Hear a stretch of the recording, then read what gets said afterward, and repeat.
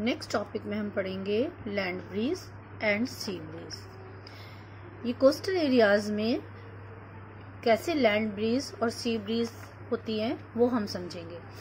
ये coastal area है, day time है। दिन में क्या होता है कि जब धूप निकलती है तो लैंड की जो एयर है, लैंड के ऊपर की जो एयर, एटमॉस्फेयर में एयर है, वो ज़्यादा गर्म हो जाती है in compare to sea air के। सी के ऊपर भी एयर गर्म होती है लेकिन लैंड की एयर ज़्यादा गर्म होती है। और जब कोई भी चीज़ गर्म होती है तो उसका वेट लाइट हो जाता है ना। तो गर्म होने से एयर जो है वो ऊपर की तरफ उठती है। एयर जब ऊपर जाती है तो नीचे का स्पेस खाली हो जाता है। जब नीचे का स्पेस खाली हो जाता है तो कौन इसको ऑक्यूपाई करेगा? Sea breeze. सी की जो एयर है वो यहाँ पे ये इससे कंपैरेटिवली कूल है, तो ये हैवी है। हैवी होने की वजह से नीचे इसका स्पेस जो है ऑक्यूपाई कर लेती है। इस तरह से दिन में जो सी से एयर आती है लैंड की तरफ उसको बोलते हैं सी ब्रीज। ठीक है।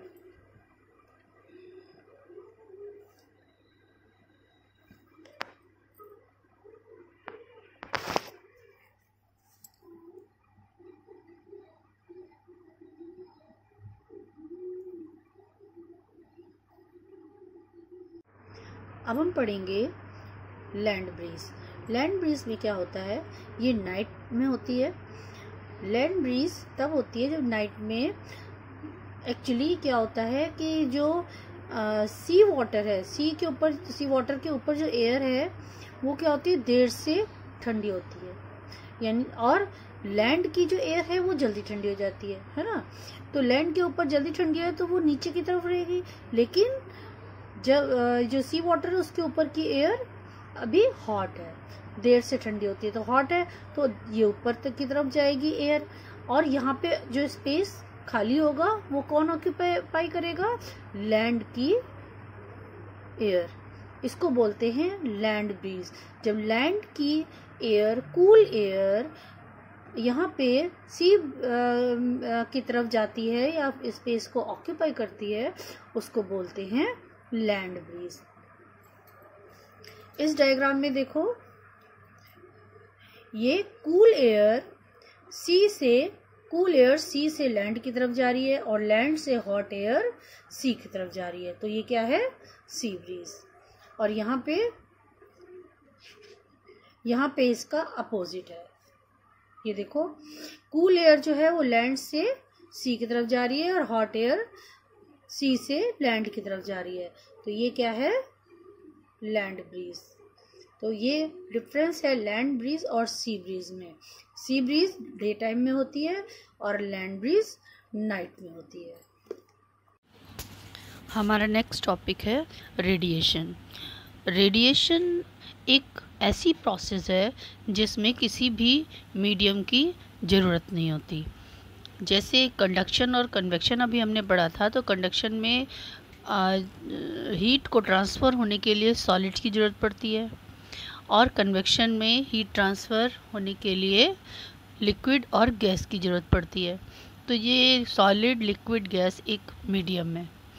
रेडिएशन की प्रोसेस में ऐसा नहीं होता। रेडिएशन में किसी भी मीडियम की ज़रूरत नहीं होती। हीट अपने आप ही, मीडियम हो या ना हो, हीट ट्रांसफ़र होती है। जैसे सन की जो रेज़ हैं वो अर्थ पे आती है। सन इज़ ए ग्लोइंग बॉडी, वो बहुत एनर्जी है उसमें, और सन अपने अंदर से एनर्जी प्रोड्यूस करता है, लाइट प्रोड्यूस करता है, तो उसकी जो रेज़ हैं वो अर्थ तक आती हैं। तो अपने अंदर से जो बॉडी लाइट और हीट प्रोड्यूस करती है वो एटमॉस्फेयर में चारों तरफ बिना किसी मीडियम के ट्रांसफ़र होता है। इसी प्रोसेस को बोलते हैं रेडिएशन। जैसे कोई यूटेंसिल हम लें, उसको गर्म करें, गर्म करने के बाद उसको हम गैस पे जैसे हमने गर्म किया उसके बाद हम अलग उसको रख दें तो वो अपने अंदर से हीट ट्रांसफ़र करेगा। और इस हीट को ट्रांसफ़र करने के लिए किसी मीडियम की ज़रूरत नहीं पड़ेगी, ना एयर, ना लिक्विड, सॉलिड, गैस, किसी भी की भी नहीं। तो ये प्रोसेस है रेडिएशन की।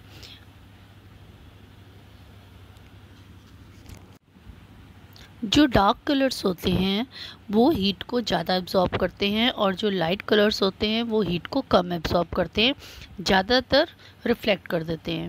वैसे तो हीट जब अर्थ पे आती है तो कुछ पार्ट अर्थ में एब्जॉर्ब हो जाता है और कुछ रिफ्लेक्ट हो के वापस एटमॉस्फेयर में चला जाता है।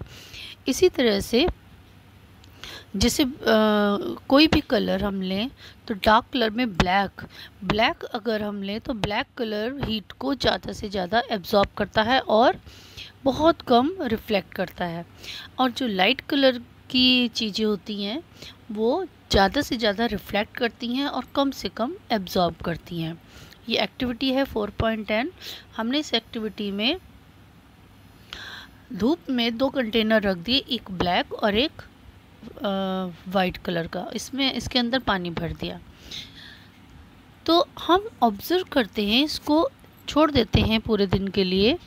तो हम देखते हैं कि जो ब्लैक वाला कंटेनर है उसका पानी गर्म हो जाता है, जल्दी गर्म हो जाता है, और जो सिल्वर कलर का कंटेनर है उसका पानी इतनी तेज़ गर्म नहीं होता। तो इसका मतलब है जो ब्लैक कलर है वो ज़्यादा से ज़्यादा हीट एब्जॉर्ब करता है और कम से कम रिफ्लेक्ट करता है, और जो लाइट कलर है जैसे वाइट वो ज़्यादा से ज़्यादा हीट को रिफ्लेक्ट करता है और कम से कम एब्जॉर्ब करता है। इसलिए हम समर्स में कैसे कपड़े पहनते हैं?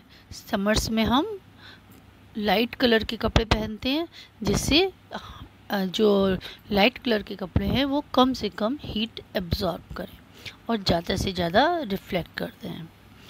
Woollen clothes keep us warm in winter. Woollen clothes कैसे हमें विंटर में वार्म रखते हैं?